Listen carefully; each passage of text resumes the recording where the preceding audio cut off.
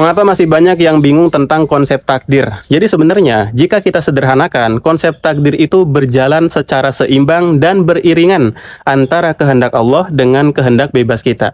Yang mana kehendak bebas kita ini bergantung sepenuhnya kepada kehendak Allah. Pertama seperti ini, ada takdir lana, takdir untuk kita, ada takdir alaina, takdir kepada kita. Takdir untuk kita itu adalah Allah menakdirkan kita, menghendaki kita memiliki kehendak bebas. Jadi kita bisa bersikap atau berbuat apapun sesuai dengan kehendak bebas kita. Sehingga itu semua berada dalam kehendak kita. Bisa kita kontrol seperti itu. Adapun takdir kepada kita, itu adalah takdir yang berada di luar kontrol kita. Berada di luar kehendak kita. Seperti kita lahir di mana, itu berada di luar kehendak kita. Kita umur kita, kemudian rezeki kita, kemudian ada musibah yang menimpa, ada nikmat yang datang, ada nikmat yang dicabut, itu semuanya berada di luar kehendak kita. Itu semuanya bergantung sepenuhnya kepada kehendak Allah. Jadi Allah memiliki kebebasan untuk menakdirkan kepada kita apapun. Memberikan nikmat, mencabut nikmat, memberikan musibah, mencabut musibah, terserah Allah. Dan kita pun diberikan kehendak bebas oleh Allah untuk menyikapi takdir tersebut. Ada nikmat yang datang, kita bisa bebas memilih. Bisa bersyukur, silahkan. Mau kufur, silahkan. Mau taat, silahkan. Mau kufur, silahkan. Mau maksiat, silahkan, dibebaskan. Sehingga disebutkan dalam Al-Quran, wa qulil haqqu mir rabbikum faman syaa'a falyu'min wa man syaa'a falyakfur.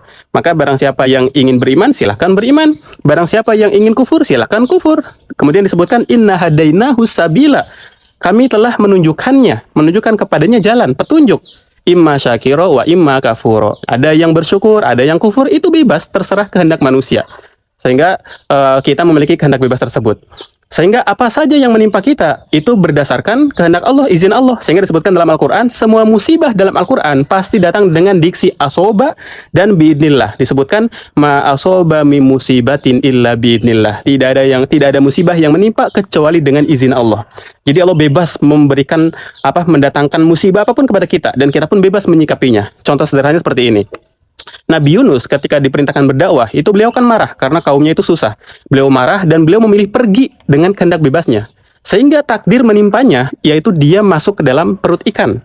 Dan itu bukan pilihannya, tapi itu kehendak Allah. Tetapi dia memilih untuk kembali kepada Allah. Seperti Nabi Yusuf, dia tidak memilih sumur untuk takdirnya, tetapi dia memilih bersabar, memilih menyikapi dengan kerelaan, keriduan seperti itu. Itulah takdir.